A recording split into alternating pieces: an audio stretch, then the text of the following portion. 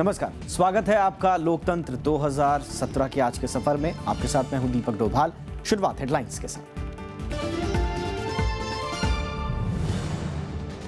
Cycle पर अखिलेश यादव के दावे पर चुनाव आयोग की मुहर। मुख्यमंत्री को अध्यक्ष के तौर पर मान्यता। मुलायम सिंह यादव का ऐलान, बेटे के खिलाफ लड़ेंगे चुनाव।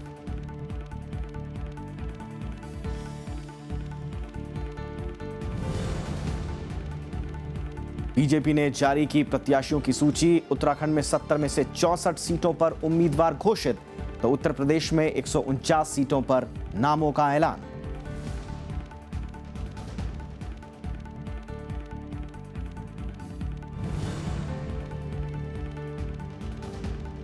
नवजोत सिंह सिद्धू का बीजेपी अकाली गठबंधन पर निशाना। कहा, पंजाब की बदहाली के लिए बादल परिवार जिम्मेदार। कांग्रेस में शामिल होने को बताया घर वापसी।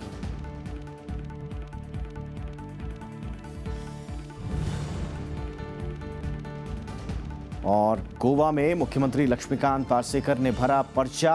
बीजेपी की 7 और उम्मीदवारों की सूची जारी।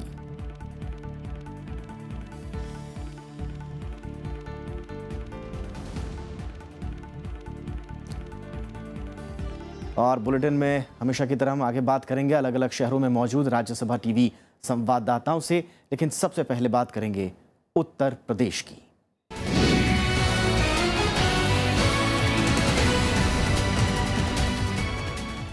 तो चुनाव आयोग ने यह कहा है कि समाजवादी पार्टी नाम और साइकिल सिंबल अखिलेश यादव का होगा, और इसके साथ ही पार्टी में मुलायम सिंह के युग का अंत हो गया है। अखिलेश गुट ने अपने समर्थन में हजारों हलफनामों के साथ 200 से ज्यादा विधायकों का समर्थन पत्र चुनाव आयोग को सौंपा था।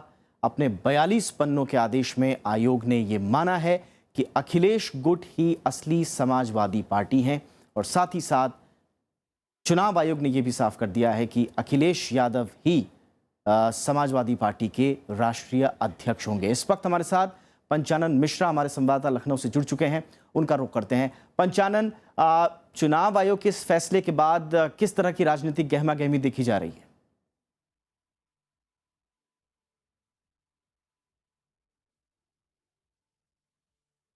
यह देखिए, गहमा गहमी निश्चित तौर पर बढ़ चुकी है। हम लोग इस समय 19 विक्रमादित्य जो पार्टी ऑफिस है समाजवादी पार्टी का यूपी में, लखनऊ में, वहां मौजूद है, और समर्थकों की जो उत्साह है वो आप देख सकते हैं, क्योंकि एक बड़ा फैसला यहां चुनाव आयोग की ओर से आया है।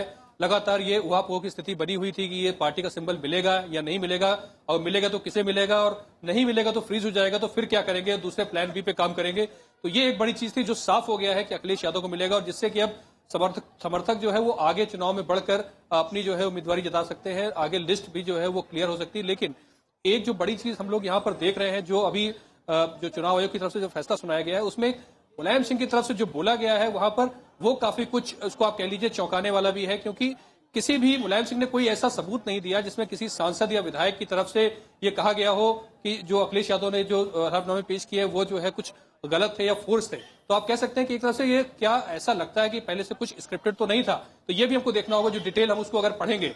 लेकिन सबसे बड़ी चीज ये है कि फिलहाल जो कैंप है अखिलेश यादव का वो उत्साहित है, और अब जो चुनाव का नामांकन का जो पहला चरण है उत्तर प्रदेश के लिए कल से शुरू हो रहा है, उसके लिए वो आगे बढ़ने की स्थिति में अब आ गए हैं। अब मुलायम सिंह को हो सकता है कुछ जो संबल मिले। जी हाँ पंचानन, अखिलेश खेमा तो खुशी में है, जाहिर सी बात है, लेकिन मुलायम सिंह यादव का जो खेमा है उसमें किस तरह के रिएक्शंस देखने को मिल रहे हैं? क्योंकि मुलायम सिंह ने 2 बड़े बयान दिए। एक तो उन्होंने कहा कि अगर वो नहीं माने उनके बेटे तो वो उनके खिलाफ चुनाव लड़ेंगे, और दूसरा उन्होंने ये भी कहा कि मेरा बेटा जो मेरी सुनता था मेरी सुनता नहीं है। तो ये जो 2 बड़े बयान उन्होंने दिए हैं, इतना बड़ा ऐलान किया है कि वो बेटे के खिलाफ भी चुनाव लड़ सकते हैं, इसको किस तरह से देखा जा रहा है? क्या इसको किस तरह की स्वीकार्यता इन बयानों को पार्टी के अंदर मिल रही है?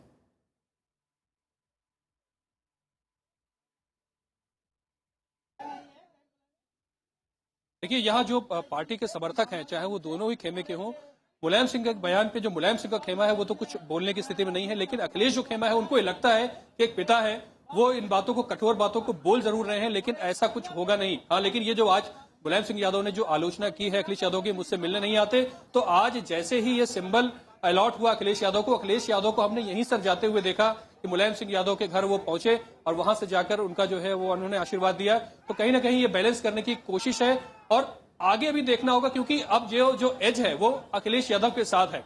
तो पार्टी कहीं ना कहीं वो इसे कह लीजिए 90% से ज्यादा अखिलेश यादव के साथ खड़ी है। तो ये जो एक स्थिति बन गई है और आगे जो गठबंधन की बातें चल रही हैं कांग्रेस के साथ, तो वो ज्यादा बल यहाँ अखिलेश यादव के साथ दिख रहा है। तो इस खेमे का ही जोर ज्यादा है, उधर के खेमे के लिए अभी इंतजार करना होगा। लेकिन जो पार्टी के समर्थक है वो ये मानते हैं अभी भी कि मुलायम सिंह यादव कोई भी काम ऐसा नहीं करेंगे जिससे समाजवादी पार्टी या पार्टी के नेता मुलायम सिंह यादव ही हैं।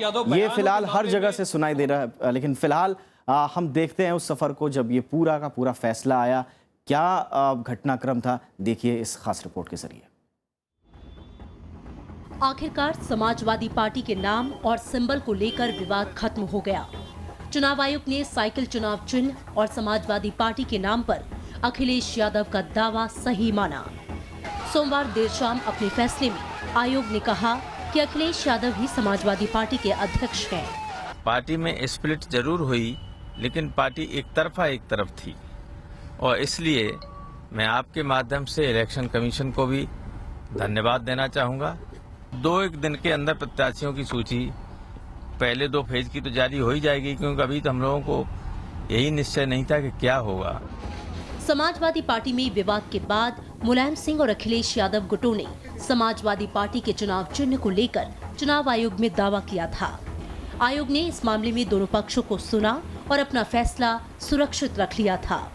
नेताजी के नेतृत्व में चलेंगे। आज हमारे मुख्यमंत्री नेताजी से आशीर्वाद लेने गए हैं। हम लोग पार्टी सब एक है, हम लोग कोई तू नहीं है। आप लोग का धन्यवाद, आप लोगों ने बहुत कोऑपरेट किए हैं मुख्यमंत्री अखिलेश यादव जी को। चुनाव आयोग को बहुत बहुत धन्यवाद दे रहे हैं, जिस प्रकार से आज चुनाव चिन्ह साइकिल अखिलेश यादव जी को दिए, शब्द नहीं है कहने के लिए। समाजवादी पार्टी में पिछले कई महीने से विवाद चल रहा था। पार्टी के कार्यालय और संपत्तियों पर कब्जे को लेकर पिछले दिनों दोनों गुटों के बीच मारपीट तक की नौबत आ चुकी है। चुनाव के समय विवाद के चलते पार्टी की चुनावी संभावनाओं को लेकर आशंकाएं व्यक्त की जा रही थीं। Bureau report, Rajya Sabha TV. और दिल्ली से कृति मिश्रा हमारी संवाददाता इस वक्त हमारे साथ जुड़ चुकी हैं। कृति, आपने ये पूरा घटनाक्रम देखा, आप लखनऊ थी, आपने मुख्तलिफ इलाकों का दौरा भी किया, कार्यकर्ताओं से, नेताओं से बातचीत की।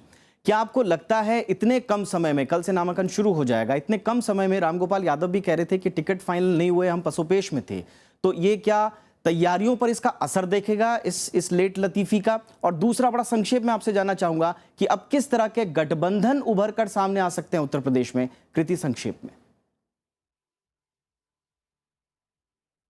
भी हैं, उनसे हमारी बात होती रही है, तो उन्होंने प्लान बी पर काम करना कभी शुरू किया ही नहीं।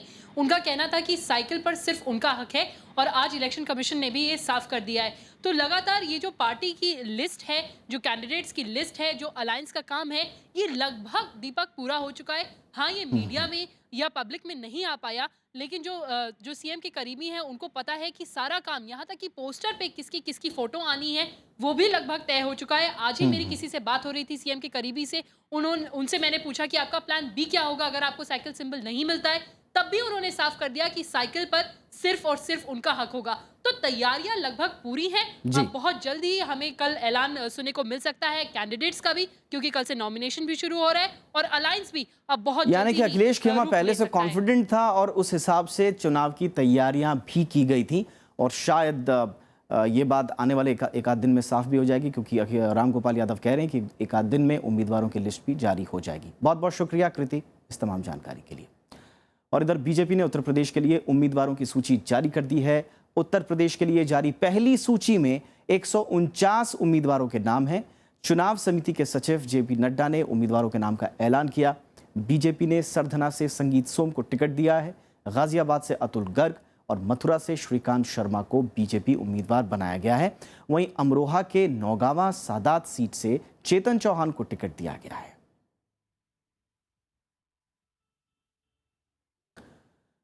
उत्तर प्रदेश में सत्ता वापसी के रास्ते तलाश रही बीजेपी जमकर सूचना तकनीक का सहारा ले रही है। पार्टी का लखनऊ दफ्तर हाईटेक वॉर रूम की तरह काम कर रहा है और यहां से बूथ स्तर तक कार्यकर्ताओं को सीधे जोड़ने की कवायद चल रही है। ये है यूपी बीजेपी दफ्तर में बने वॉर रूम का नजारा। हेलो, आप जो है नए बूथ अध्यक्ष की नियुक्ति कर दें और इस संदर्भ में मंडल अध्यक्ष जी को भी सूचित कर दीजिए। वॉर रूम से टेलीकॉलर दिन रात कार्यकर्ताओं से संपर्क बनाए हुए है। कोशिश है कि हर एक बूथ तक पार्टी का संदेश पहुंचाया जाए। यहां मीडिया मॉनिटरिंग सेंटर भी बनाया गया है। साथ ही पार्टी की चुनाव रणनीति कार्यकर्ताओं को भी समझाई जा रही है।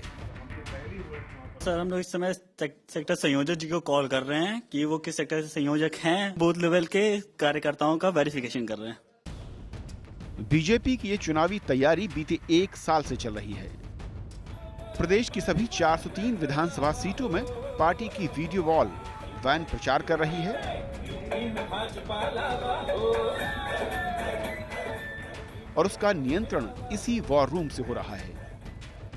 इसके अलावा प्रदेश के करीब 92 शहरों के चुनाव प्रभारी यहां के वीडियो कॉन्फ्रेंसिंग सेंटर से सीधे जुड़े हैं। भारतीय जनता पार्टी ने अपने प्रदेश से लेकर जिला से लेकर मंडल और बूथ तक के कार्यकर्ताओं से सतत संपर्क के लिए 24 आवर्स हम लोग उनसे संपर्क में हैं। इसके लिए पूरा ये वार रूम स्थापित किया गया है। जो भी हमारी एक्टिविटीज चल रही हैं उसका पूरा मॉनिटरिंग और कंट्रोल यहां से होता है। बीजेपी 2014 के लोकसभा चुनाव में अपने आईटी सेल का इस्तेमाल कर चुकी है। हालांकि उस समय पार्टी को इससे काफी फायदा हुआ भी था, लेकिन अब जबकि विपक्षी पार्टियां इस रणनीति को समझ चुकी हैं, तब इसका असर देखना बाकी है। राजनीतिक दलों के लिए चुनाव में उतरना किसी जंग लड़ने से कम नहीं है और यही वजह है कि चुनाव लड़ना, लड़ाना या फिर चुनाव प्रबंधन में ऐसे वॉर रूम आज की चुनावी रणनीति का अहम हिस्सा बन चुके हैं। लखनऊ में कैमरामैन सरोज कुमार दास के साथ पंचानन मिश्रा, राज्यसभा टीवी। उत्तर प्रदेश विधानसभा चुनाव के लिए 6 वाम दलों ने 105 उम्मीदवारों की घोषणा कर दी है। सीपीआई, सीपीएम, सीपीआई-एमएल और फॉरवर्ड ब्लॉक समेत 6 वाम दलों ने इस बार विधानसभा की 403 में से 140 सीटों पर मिलकर चुनाव लड़ने का फैसला किया है। सूची में सीपीआई के 58, सीपीएम के 18, सीपीआई-एमएल के 17 और अन्य वाम दलों के 12 प्रत्याशी हैं। वाम दलों का कहना है कि बाकी 35 सीटों पर उम्मीदवारों के नाम का ऐलान भी जल्द हो जाएगा।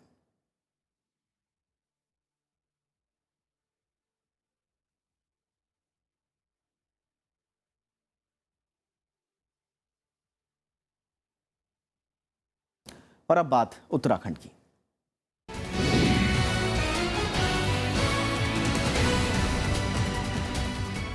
उत्तराखंड में बीजेपी ने 70 में से 64 सीटों पर उम्मीदवारों के नाम का ऐलान कर दिया है। बीजेपी नेता जगत प्रकाश नड्डा ने आज इन नामों का ऐलान किया। पार्टी ने कांग्रेस छोड़कर बीजेपी में आए बागियों समेत अपने तमाम मौजूदा विधायकों पर भी भरोसा जताया है। आज जिन बड़े नामों का ऐलान हुआ है उनमें चौबट्टा खाल से सतपाल महाराज, जो कि पहले कांग्रेस में ही थे, बाद में बीजेपी में शामिल हुए। सितारगंज से विजय बहुगुणा के बेटे सौरभ बहुगुणा, देवप्रयाग से विनोद कंडारी, रानीखेत से अजय भट्ट, जो कि नेता प्रतिपक्ष भी हैं, रायपुर से उमेश शर्मा काऊ, डोईवाला से त्रिवेंद्र सिंह रावत के नाम शामिल हैं। सुबोध दुनियाल को भी नरेंद्र नगर विधानसभा सीट से चुनावी मैदान में उतारा गया है। ये भी कांग्रेस छोड़कर ही बीजेपी में आए थे और आज ही कांग्रेस छोड़ बीजेपी में शामिल हुए यशपाल आर्य और उनके बेटे संजीव आर्य को भी टिकट मिला है।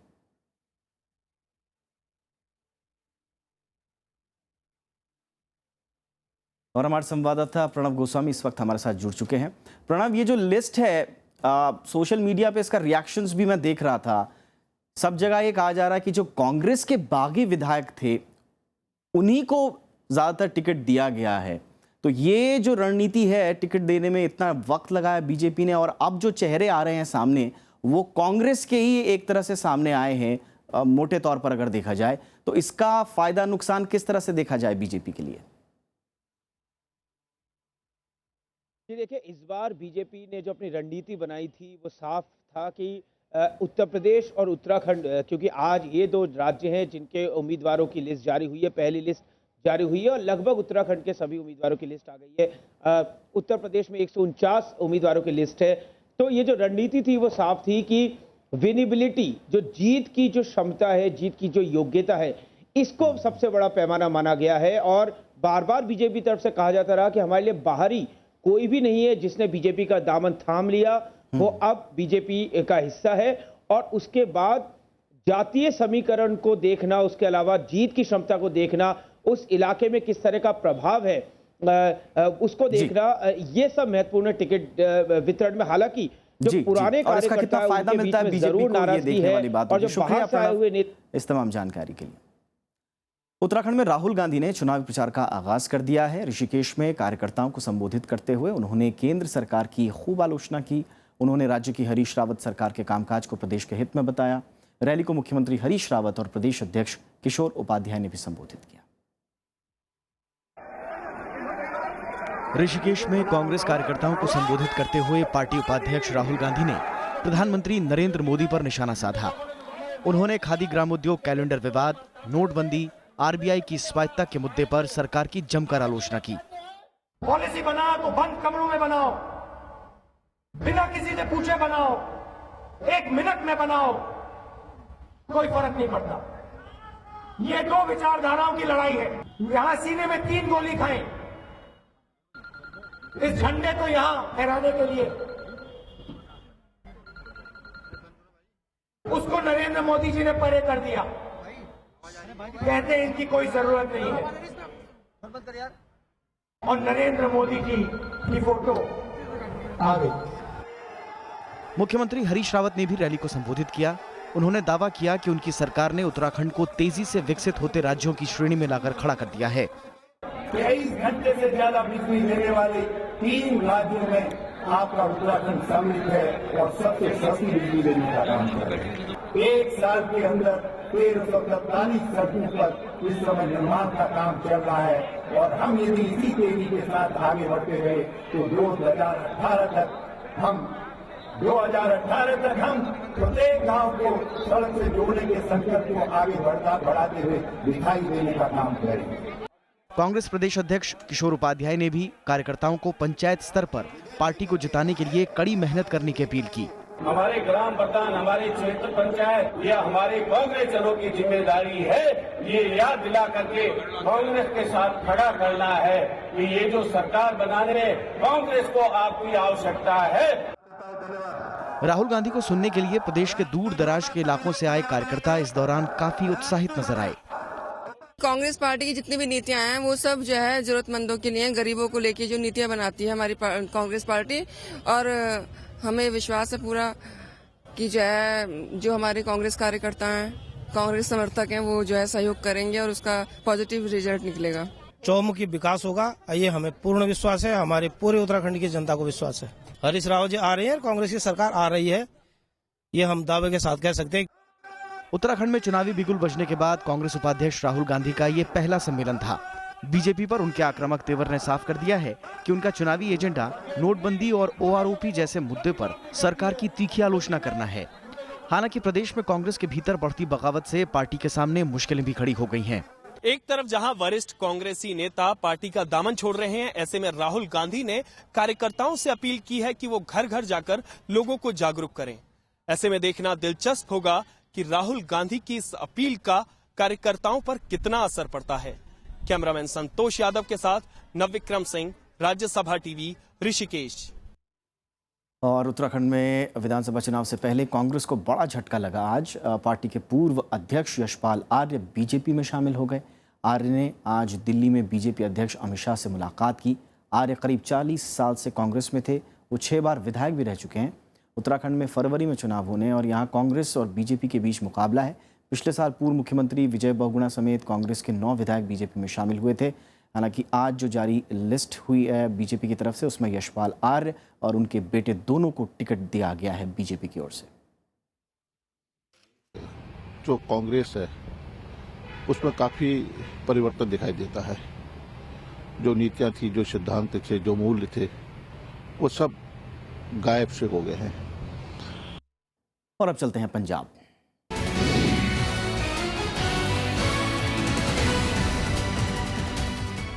पंजाब विधानसभा चुनाव से ठीक पहले पूर्व बीजेपी सांसद नवजोत सिंह सिद्धू ने कांग्रेस का हाथ थाम लिया है।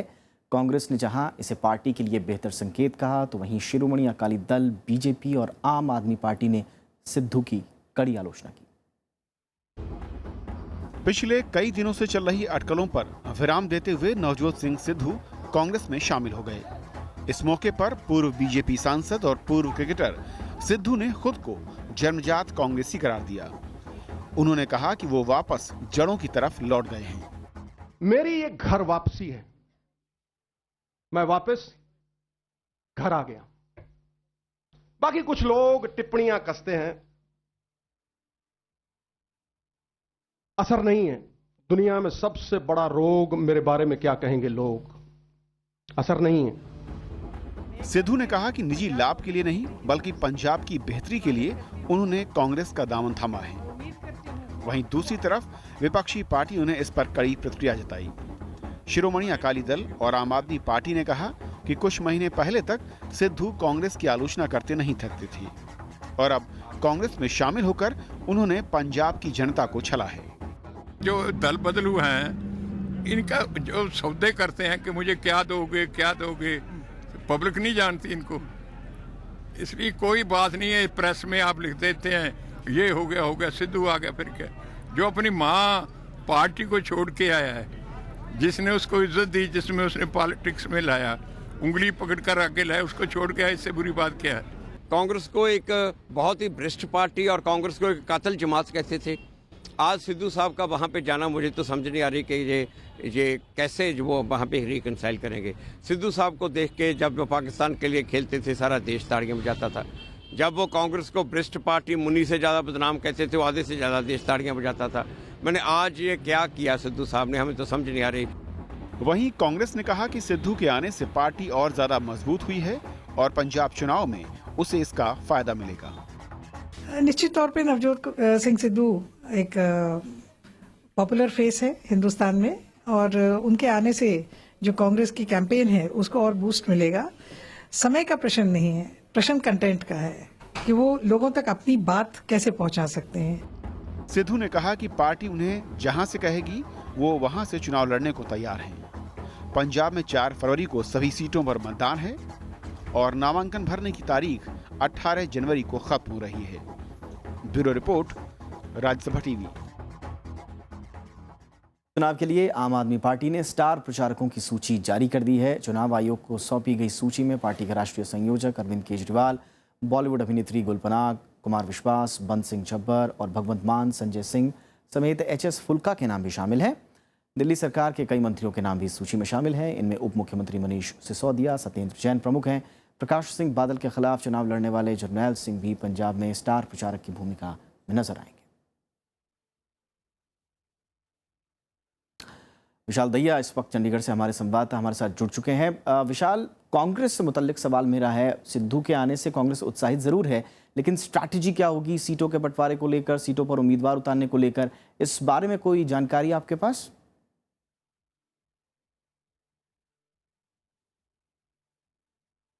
सिद्धू के साथ जो लोग पार्टी में शामिल हुए थे, जिनमें से एक हॉकी स्टार प्रगट सिंह हैं जो कि सिटिंग MLA भी रहे हैं, शिरोमणि अकाली दल से जो पिछली विधानसभा थी उसमें विधायक थे, उनको भी टिकट देने की बात चल रही थी। अब से ठीक थोड़ी देर पहले कांग्रेस ने अपनी आखिरी सूची जारी कर दी है, यानी कि जो 10 नाम बचे हुए थे कांग्रेस की तरफ से वो सूची जारी की गई है। काफी महत्वपूर्ण इस सूची को कहा जा सकता है। इसमें अगर प्रगट सिंह से शुरू करें तो उनको फिर दोबारा जालंधर कैंट से टिकट दी गई है जहां से वो चाहते थे। इसके अलावा एक 2 बड़े नाम कांग्रेस पार्टी ने अनाउंस किए हैं। कैप्टन अमरिंदर सिंह ने जिस तरह से 3 दिन पहले अनाउंस किया था कि उन्होंने पार्टी हाईकमान से इजाजत मांगी है कि वो लांबी से चुनाव लड़ना चाहते हैं, तो उनको पार्टी की तरफ से इजाजत मिल गई है। अब वो लांबी से आधिकारिक उम्मीदवार होंगे, पार्टी के पटियाला से भी चुनाव लड़ेंगे। कल कैप्टन अमरिंदर सिंह पटियाला में अपना नामांकन भरेंगे और परसों यानी कि 18 तारीख जो नामांकन भरने की आखिरी तारीख है, उस दिन कैप्टन अमरिंदर सिंह लांबी से अपना नामांकन। ये बड़ी महत्वपूर्ण खबर आपने दी, शुक्रिया विशाल। बहुत महत्वपूर्ण खबर कि लांबी से कैप्टन अमरिंदर सिंह कांग्रेस के टिकट पर चुनाव लड़ रहे हैं जैसा उन्होंने इच्छा जताई थी। ये बहुत बड़ी खबर पंजाब की जानिब से, और कांग्रेस के इस तरह से जो तमाम उम्मीदवार हैं उनकी पूरी सूची पूरी हो चुकी है। अब बात गोवा की करेंगे।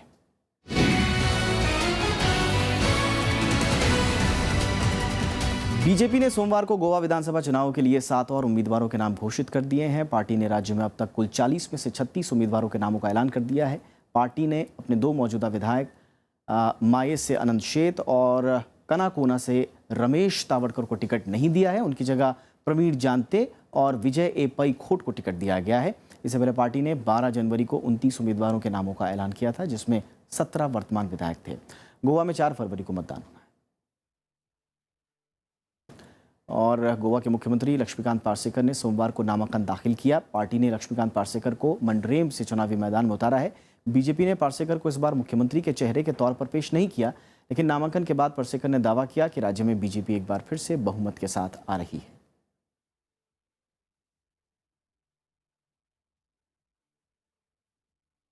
मणिपुर की बात कर लेते हैं।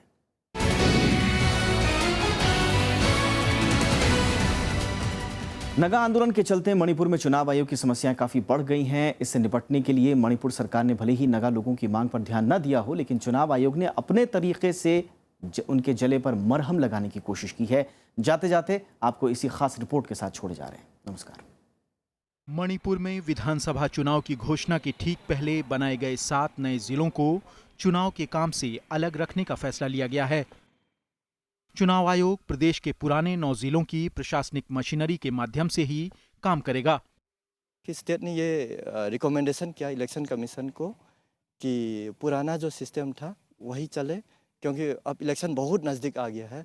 तो जब इतना नज़दीक आ गया तो फिर से जो चल रहा था प्रिपरेशन उसमें बदलाव लाना ठीक नहीं रहेगा। नगा संगठनों की आहत भावनाओं को इससे राहत मिल सकती है। राज्य सरकार ने उनके साथ कोई बात नहीं की है, लेकिन वे चुनाव के काम में बाधा न पहुंचाएं, इसके लिए चुनाव आयोग से बातचीत की प्रक्रिया चल रही है। पूरा मणिपुर में माने जितना जिला अधिकारी है उनके ऑफिस में, फिर फिर सब SDO जो है उनके लेवल, तहसील के लेवल में, सब जगह जितने भी ये स्टेक होल्डर्स हैं उन सबको हम लोग एक साथ लेने की कोशिश कर रहे हैं। शायद यही वजह है कि नए जिले बनाने और नगा संगठनों की आर्थिक नाकेबंदी के बावजूद किसी भी संगठन ने चुनाव के बहिष्कार की घोषणा नहीं की है। मणिपुर में 4 और 8 मार्च को चुनाव होने हैं और सरकार के अचानक नए जिले बनाने की घोषणा के बाद यूनाइटेड नगा काउंसिल ने इम्फाल घाटी में आर्थिक नाकेबंदी कर रखी है। इससे चुनाव आयोग की चुनौतियां काफी बढ़ गई हैं। मणिपुर में स्थिति खराब है, इसमें कोई संदेह नहीं, लेकिन विपरीत परिस्थितियों में काम करते करते यहाँ की जनता, प्रशासन और चुनाव अधिकारियों में भी एक खास तरह की सक्षमता आई है। और जो खबरें हैं, इस बार बड़े पैमाने पे तकनीक और आधुनिक सुविधाओं का इस्तेमाल किया जाएगा ताकि जनता और चुनाव संपन्न कराने वाले अधिकारियों कर्मचारियों को कोई दिक्कत पेश न आए। राज्यसभा टेलीविजन के लिए कैमरा पर्सन सुधांशु के साथ इम्फाल से अखिलेश सुमन।